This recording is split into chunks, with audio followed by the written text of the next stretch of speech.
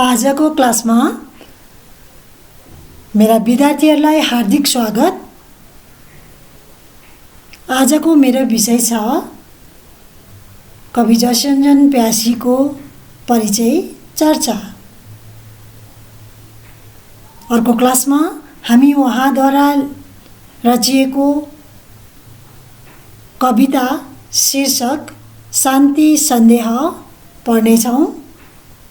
आज भने उहाँको परिचय चर्चा गरिन्छ।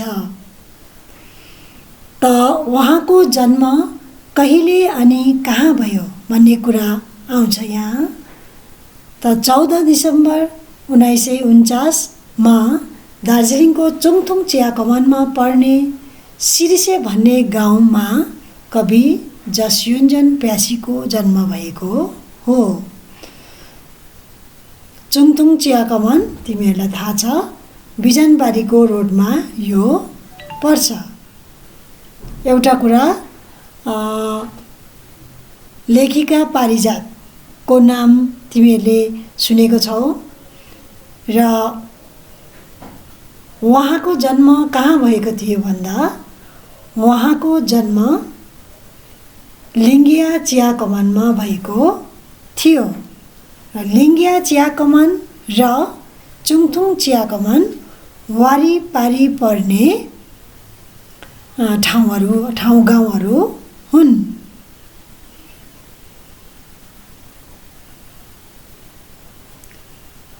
त जसयञ्जन प्यासीले शिक्षा कतिसम्म लिए त, शिक्षा कति हासिल गरेका थिए त भन्दाखेरि MA सम्मको शिक्षा कवि जसयञ्जन प्यासीले लिएका थिए। त्यसपछि PhD पनि उनले प्राप्त गरेका छन्। PhD भनेको डक्टरेट हो। डक्टरेटको विषय थियो पारसमणि प्रधानका व्यक्तित्व र कृतित्वको विश्लेषण र मूल्याङ्कन। यो चाहिँ भयो उनको डक्टरेट अथवा PhD को विषय। र यो उनले उत्तर बङ्ग विश्वविद्यालयबाट अथवा नर्थ बेङ्गल युनिभर्सिटीबाट प्राप्त गरेका थिए। त्यसपछि भने उहाँले डिप्लोमा इन जर्नलिजम, जसलाई पत्रकारिताको उपाधि भनिन्छ, यो पनि हासिल गरेका थिए। दार्जिलिङकै भूमिमा जन्मेर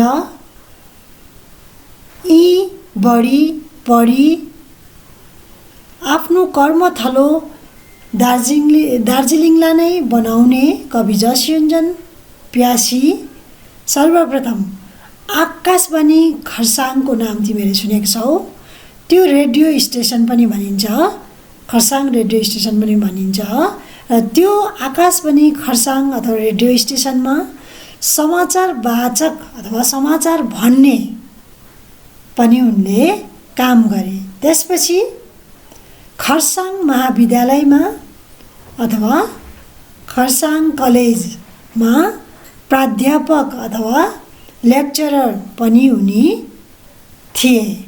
हुँदाहुँदै पछि गएर उनी बिजनबारी डिग्री कलेज, बिजनबारीको कलेजमा प्राचार्यको पदमा अथवा प्रिन्सिपलको सम्मानजनक पदमा उनी कार्यरत थिए। र त्यहीँबाट नै उहाँले अवकाश पनि ग्रहण गरे। अब कवि प्यासीले साहित्यको कुन कुन क्षेत्रमा कलम चलाए भन्दाखेरि उहाँले प्राय सबै क्षेत्रमा नै कलम चलाएका छन्। कविता पनि लेखे, नाटक पनि लेखे, उपन्यास, समालोचना, निबन्ध, अनुवाद, प्राय जम्मै विधामा नै उनले, साहित्यको विधामा नै उनले कलम चलाएका छन्। अब कहिलेदेखि उनले साहित्यमा कलम चलाए त, कहिलेदेखि लेख्न थाले त भन्दाखेरि उहाँले लेख्न थालेको चाहिँ विद्यार्थी कालदेखि नै हो। विद्यार्थी छँदा नै पत्र पत्रिकाको सम्पादन गर्ने अनि आफ्ना रचनाहरूलाई त्यही पत्र पत्रिकामा प्रकाशन गर्दै उनी अगाडि बढेका हामी पाउँछौँ। र जम्मैजना साहित्यकारहरूले, प्राय सबै साहित्यकारहरूले साहित्यमा कलम चलाउँदा आफ्ना आफ्ना धारा, एक एकवटा धारालाई लिएर अगाडि बढेका हामी पाउँछौँ। अस्तिको क्लासमा पनि मैले कवि देवकोटाको कुरा गरेको थिएँ र उहाँ चाहिँ प्रकृति प्रेमी कवि हुन्, अथवा उनले साहित्यमा अथवा उनले कवितामा रोमान्टिसिजम अथवा स्वच्छन्दवादलाई भित्र पसाएका थिए। स्वच्छन्दवादी धारालाई लिएर कलम चलाउने कवि देवकोटा हुन्। त्यसै गरी हाम्रा कवि जसयोन्जनज्यूले पनि आफ्नो कविता साहित्यको क्षेत्रमा प्रगतिवादी धारालाई लिएर अगाडि बढेको हामी पाउँछौँ। उनका कविताहरूमा, यसबाहेक उनका कविताहरूमा हामी विसङ्गति, युगिन विसङ्गति भन्छ। युगिन भनेको उसको युगको, विसङ्गति भनेको तह नमिलेको परिस्थिति अथवा जतासुकै लथालिङ्ग भताभुङ्ग भएको परिस्थिति एकातिर छन् भने अर्कोतिर व्यवस्थाको विकृति अथवा व्यवस्था सुचारू रूपले नमिलेको अथवा बिग्रिएको, विकृति भनेको बिग्रिएको व्यवस्था सुचारू क्रमशः नभएर बिग्रिएको व्यवस्था देखेर चाहिँ त्यो प्रति चाहिँ कविले विद्रोहको आवाज कवितामा बोलेको पाइन्छ।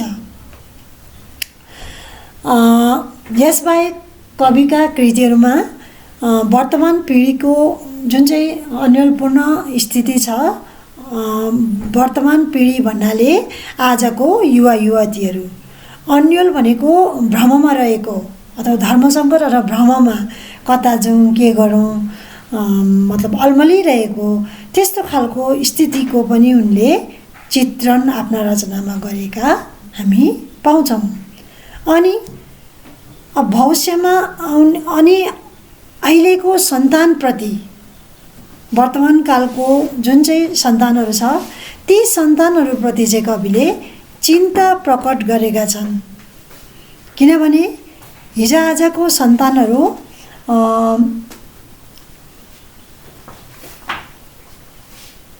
कुनै काम राम्रोसँग गर्न नसकेको अथवा वर्तमान कालको युवाहरू पथभ्रष्ट भएका छन्।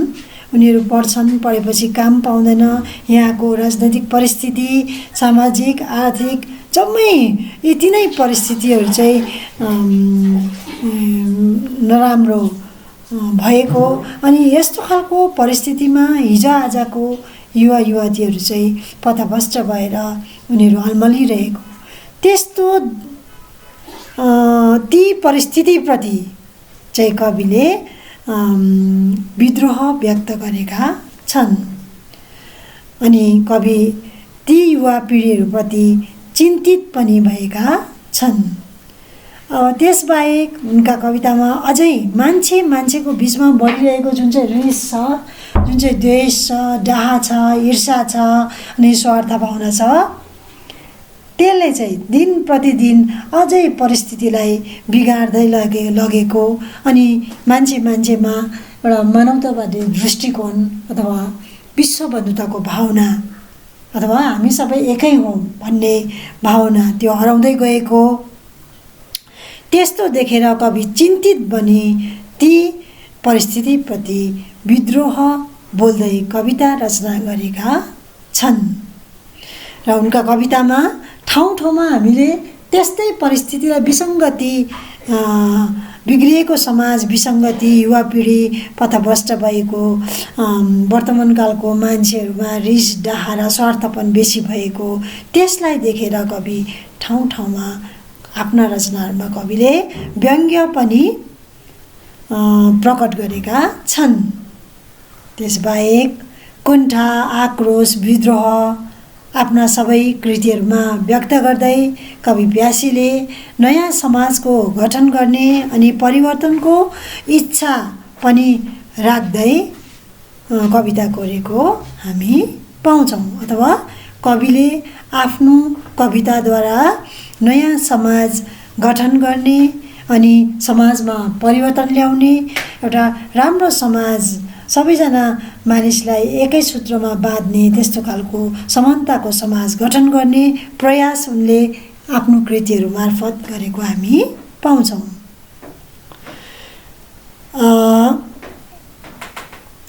जसयोन्जन प्यासीलाई साहित्य यति ठुलो नेपाली साहित्यलाई सेवा गरेकोले गर्दा खर्साङको अरुगी पुरस्कारले उनलाई सम्मानित गरिएको छ।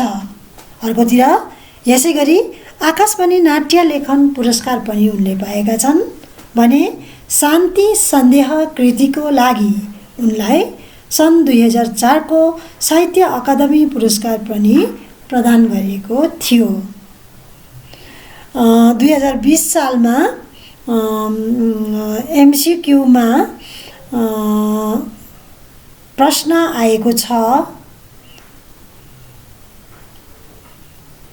कुन कृतिको लागि कवि जसयोन्जन प्यासीलाई अकादमी पुरस्कार प्रदान गरिएको थियो भनेर आएको छ। त्यस कारणले गर्दा यो जुन चाहिँ अरुगी पुरस्कार छ, आकाशवाणी नाट्य लेखन पुरस्कार र अकादमी पुरस्कार कुन चाहिँ कृतिको लागि कहिले पाए, कहाँबाट पाए, यो जम्मै तिमीहरूले याद राख्न पर्नेछ। अब म उनका प्रकाशित प्रमुख कृतिहरू अनि मिति त्यो पठन गर्नेछु। राम्ररी ध्यान दिएर सुन्नेछौ तिमीहरूले। यो पालिको 2020 को प्रश्नमा 4 नम्बरको प्रश्न शान्ति सन्देह शीर्षक कविताबाट आएको छ। यसमा चाहिँ 5 मार्क्स छ, 5 अङ्क दिएको छ। 4 नम्बरको ख क्वेसनमा, ख को प्रश्नमा 5 अङ्क दिएको छ, तर 5 अङ्कमा रोमन 1, 2, 3, 4, 5 गरेर एक अङ्क राखिएको छ। र यो प्रश्नको अन्तिम मा आएको छ प्रश्न के आएको छ सुन। सन्दर्भित कविताका कविका कुनै 2वटा कृतिको नाम लेख भनेर आएको छ। सन्दर्भित माथि चाहिँ छ डायलग छ, सेता परेवा सेता उडाएर म हेरिरहेछु उडे ती सेता परेवा आकाशमा, फिजिएर सेता पखेटाहरू बतासमा। यो चाहिँ भयो डायलग। पहिला डायलग दिन्छ, त्यसपछि मुनिपट्टि रोमन 1, 2, 3, 4, 5 गरेर 1, 2, 3, 4, 5 गरेर चाहिँ 5 अङ्क नै दिएर प्रश्न राखिएको हुन्छ। र अन्तिम प्रश्न के छ यहाँनिर सुन। सन्दर्भित कविताका कविका कुनै 2वटा कृतिका नाम लेख भनेर आएको छ। र तिमीहरूले अब यो जुन चाहिँ म पढ्न गइरहेकी छु प्रकाशित प्रमुख कृतिहरू भनेर, यो चाहिँ तिमीले राम्रोसँग रट्नु, मिति पनि रट्नु अनि कृतिको नाम पनि तिमीले राम्रोसँग रट्नु। यहाँबाट तिमीहरूलाई यस्तो खालको प्रश्न आयो भने लेख्न सक्छौ। 1 नम्बरमा छ एउटा देशको खोजमा कविता सङ्ग्रह सन् 1985। 2 मा छ शान्ति सन्देह, यो कविता सङ्ग्रह हो सन् 2002। अब यहाँ एउटा प्रश्न तिमीहरू यहाँनिर कन्फ्युज नहुनु। के भने 2004 सालमा चाहिँ शान्ति सन्देह कृतिको लागि चाहिँ अकादमी पुरस्कार प्राप्त गरेको। तर यहाँ शान्ति सन्देह कविता प्रकाशित मिति छ सन् 2002। त्यसले गर्दा कति सालमा प्रकाशित भएको भन्यो भने चाहिँ 2002 हुन्छ। तर अकादमी पुरस्कार कुन सालमा पाएको भन्यो भने चाहिँ 2004 हुन्छ। 3 मा छ नयाँ सूर्यको प्रतीक्षामा, नाटक हो यो सन् 92 1992। 4 मा छ चिट्ठी, पत्रात्मक उपन्यास यो कविता होइन, नाटक पनि होइन, यो उपन्यास हो। सन् 1978 1978। 5 मा छ प्यासीका केही समालोचना यो हो सन् 1983 1983। 6 मा छ बुद्धदेव बसु, जीवनीको अनुवाद हो यो चाहिँ, ट्रान्सलेट अनुवाद। सन् 1991 1991। त्यस 7 मा छ परख, यो चाहिँ हो समालोचना। सन् 2013 2013 मा चाहिँ यो प्रकाशित भएको।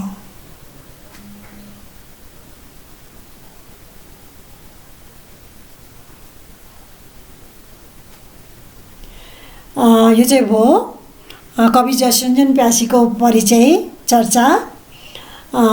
नेक्स्ट क्लास अथवा अर्को क्लास बिहिबार हुनेछ र त्यस दिन म कवि जसवन्तजन प्यासीले रच्नु भएको कविता शीर्षक शान्ति सन्देह पढाउनेछु। यसको लागि नेपाली पाठ्य पुस्तक अघि राखेर बस्नेछौँ। साथमा पेन्सिल पनि लिएर बस्नेछौँ। आवश्यक परे गाह्रो शब्दहरूको अर्थ भनिदिनेछु, तिमीहरूले लेख्नेछौ। आजलाई यति।